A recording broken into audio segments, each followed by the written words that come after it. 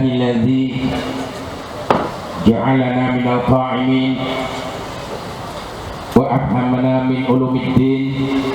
أشهد أن لا إله إلا الله وحده لا شريك له وأشهد أن محمدا عبده ورسوله الذي وقال لا يؤمن أحدكم حتى يكون هواه تبعا لما جئت به. Sadaqallahul azim wa sadaqa nabiyul karim Muhammad sallallahu alaihi wasallam.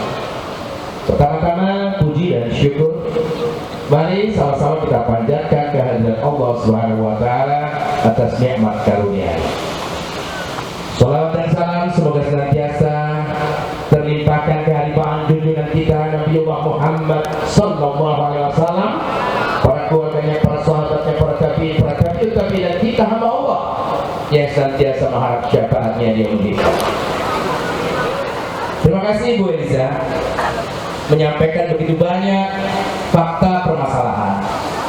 Yang diungkapkan tadi semua fakta. Di dunia artis seperti itu, celakalah anak-anaknya jadi artis, ibunya celaka, keluarganya celaka. Saya jadi artis kaya raya, kekayaan saya mungkin seperti ini. Di zaman artis harga bensin Rp325, emas 23.500, sekali menyanyi 5 juta 200 gram. Sekarang 200 gram 100 juta. Begitu kaya luar biasa, tidak sempat pergi haji, umroh, terhalang, frustasi dan sebagainya. Bertobat tahun 95, meninggalkan dunia artis, bangkrut, rumah tangga hancur, berantakan, miskin, berhutang. Min haitsu la yahtasib, Allah ganti istri yang cantik, setia, sangat baik kepada suaminya, gak pernah membangkang, mengelola utang suaminya. Tahun 2013 utang lunas, tidak punya utang. Tahun 2013 tidak punya mobil, tidak punya rumah, kontrak mobil, kontrak rumah, dan kami bahagia. Salah satu kebahagiaan saya, anak laki-laki saya 12 tahun sekarang di Al-Azhar. Atas motivasi istri, anak saya laki-laki di Al-Azhar, Al-Azhar Mesir, sekolah terbaik di dunia. 2 gadis anak saya kecil-kecil, kalau turun mobil dia tidak mau kalau tidak pakai kaos kaki, karena kaos kaki itu menutup aurat, dan berusaha rambutnya tidak berkonde. Waktu saya hanya sebentar, sampai jam 12 saja. Saya mau langsung kepada intinya. Memang Ibu Eliza tidak perlu kita membahas LGBT, tapi saya setuju, katakan yang baik-baiknya. Baik, tidak usah pakai LGBT, tapi mereka pakai fikih waria, sehingga terkecohlah dunia ini bahwa waria itu ada. Tidak, waria itu penyimpan. Setelah balik, dia mens, oh dia perempuan, maka sempurnakan kelamin lelakinya. Atau tidak punya kelamin sama sekali, hanya ada lubang air kencing saja. Inilah dia tuh perempuan. Kemudian setelah balik nampak dia haid, dia perempuan. Wajib berjilbab, haram dia ya tidak berjilbab. Tapi cenderung seperti laki-laki, dia teruji dengan kelaki-lakiannya, bancinya itu. Itu yang boleh. Yang haram itu muhanas. Laki-laki normal, Ibu Eliza, suaminya kayak apa sih dalamannya? Normal kan? Ya, tiba-tiba senang kepada perempuan, maaf kepada laki-laki. Nah itu yang gak boleh. Kata laki-laki ke wanita-wanitaan, wanita ke laki-lakian. Tapi kenapa begitu banyak dan marah? Karena negara ini tidak berhukum kepada Al-Quran dan Sunnah. Sejak kapan? Waktu masih Syekh Iskandar Muda, wah luar biasa. Negeri kaum muslim itu, katakanlah Syekh Iskandar Muda itu orang terkemuka juga di dunia. Kemudian ada ulama besar dari Banten bernama Syekh Nawawi Al-Bantani, wafat di Mekah. Kalau ke Mekah berangkat dari Sunda Kelapa, tidak pakai paspor sampai di Mekah. Kenapa?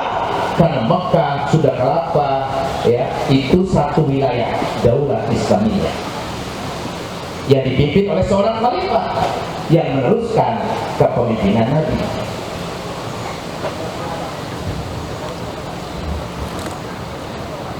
Ketika ibu kota negara Madinah pindah ke Damaskus, tersebutlah pemimpin Muawiyah Mulkan Albon.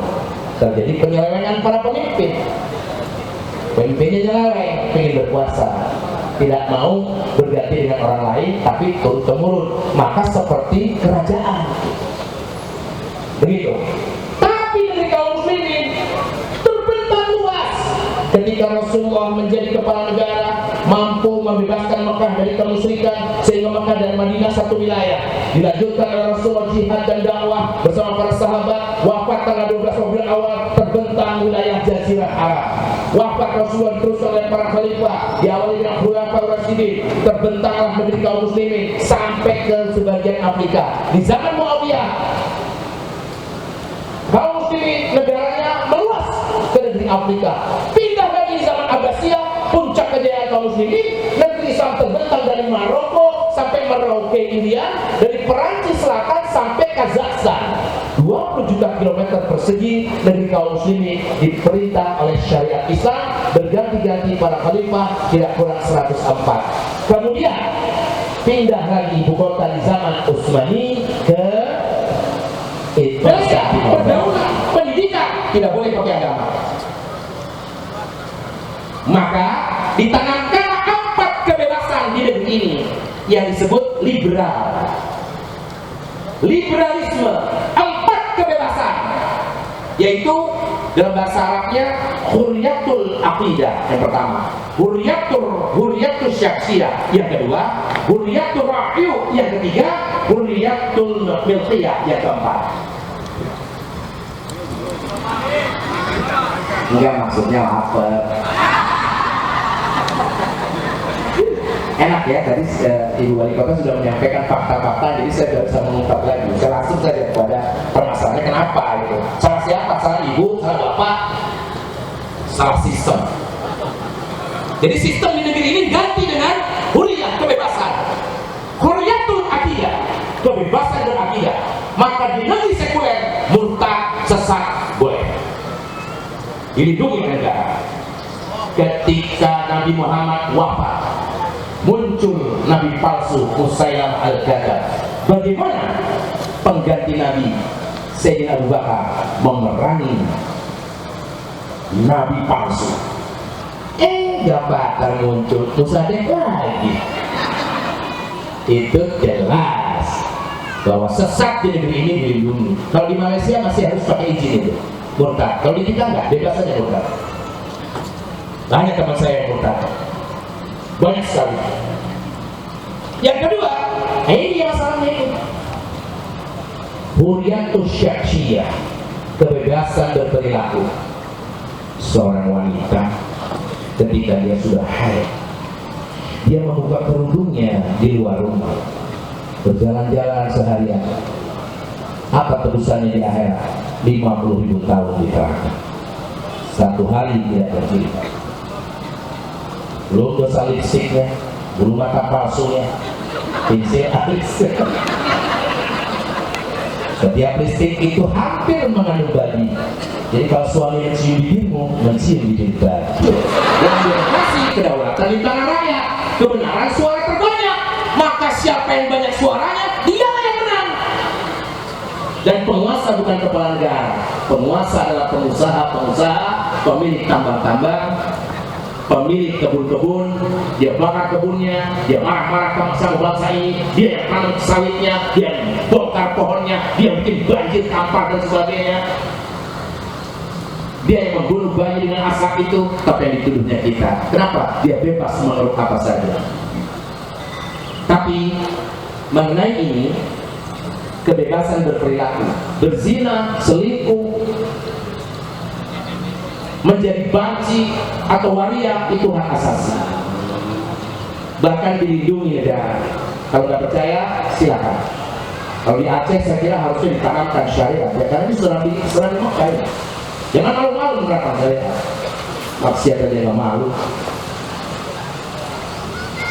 Ada hotel digerebek, yang sedang berselingkuh ditangkap. Ternyata yang menggerebek yang ditangkap negara. Kenapa? Mengganggu ketenangan orang berzina yang sudah bayar pajak. Tanya sama polisi. Ada orangnya yang nggak waras. Cuma satu ibu wali kota kayak gini, wali kota yang lain lebay. Ini juga ibu lagi. Kamu pikir bagaimana bangsamu itu? Itu. Maka saya dengan istri, walaupun ilmunya lebih baik dari saya, dia sangat taat kepada suaminya. Karena dia tahu keridhaan suamilah yang mengantar istri ke surga.